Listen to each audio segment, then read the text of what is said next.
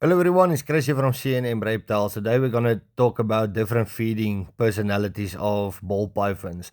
This male ate one rat and then he completely stopped eating. I don't know if he got spooked with the rat, but as soon as we started presenting mice to him, he started eating extremely well again. So he's picking up condition very quickly. Now his counterpart, the female I bought that was the same size as him, he's now 600 grams. She's already at 1,100 grams because she doesn't stop eating.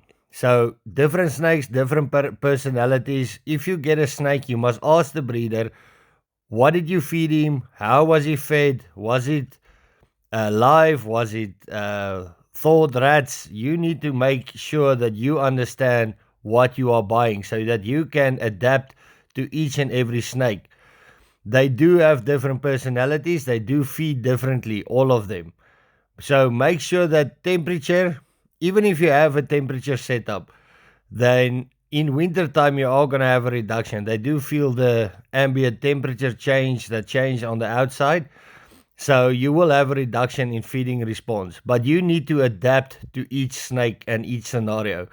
So we had these two little snakes and they didn't eat well as soon as we put them together because they were like five in one container.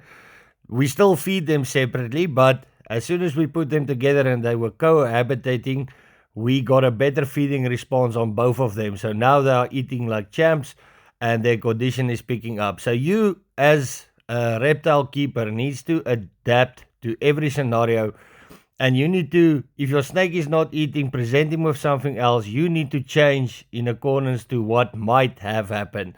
So keep on presenting, give them time.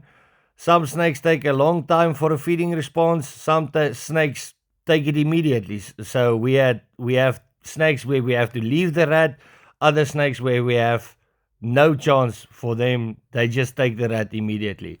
So I hope this helps.